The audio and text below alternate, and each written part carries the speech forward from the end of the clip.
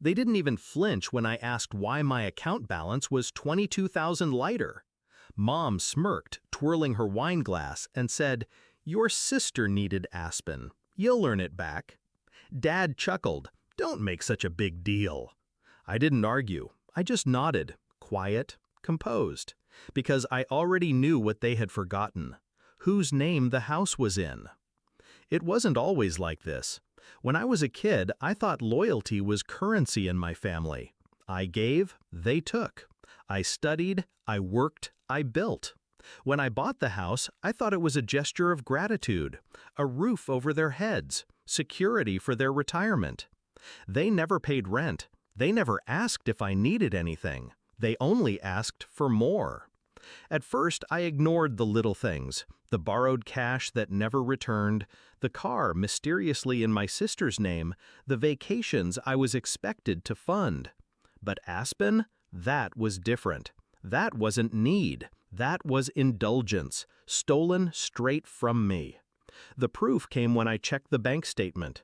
Transfers, hotel charges, designer stores. My card had become their lifeline. And in that moment, staring at the numbers, something in me hardened. They thought I'd rage. They thought I'd threaten. But rage is loud. And I've learned, quiet revenge cuts deeper. I moved quickly. First, the lawyer. The house was under my name. I had bought it outright, cash, when work had been good. I never transferred it, never added them to the deed. They assumed it was theirs because they lived there. Second, the realtor. One call, and by the next morning, photos were scheduled, papers ready. No hesitation, no second guessing. By the time they boarded their flight to Aspen, sipping champagne on my dime, the house was already listed. 3 days. That's all it took. The market was hot. Offers came in immediately. I signed without blinking. When they landed back, sunburned and bragging about ski instructors and overpriced wine, their key no longer fit the lock.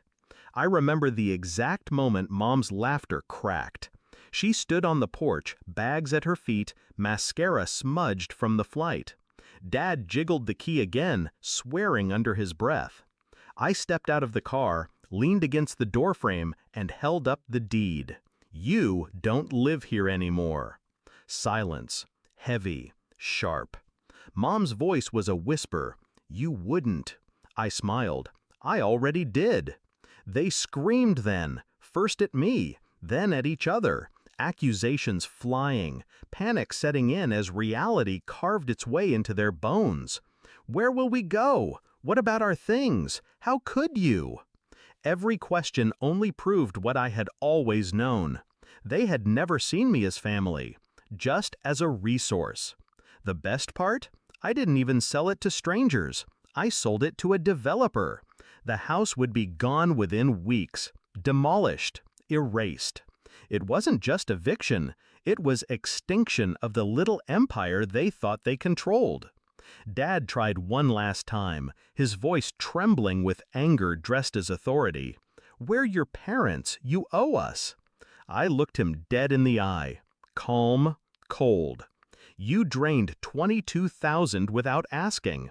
That was the moment you stopped being parents. That was the moment you became thieves."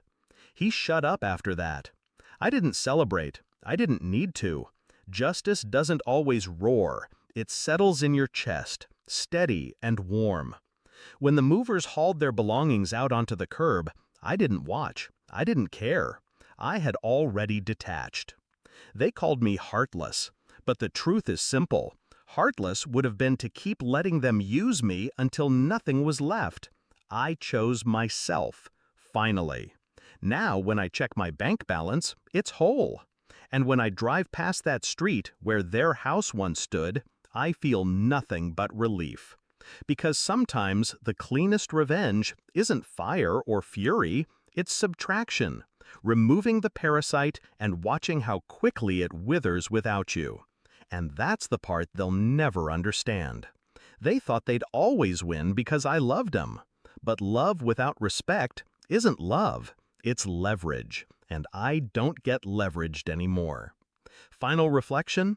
They thought Aspen was expensive, but the true price was the roof over their heads, and I was done paying.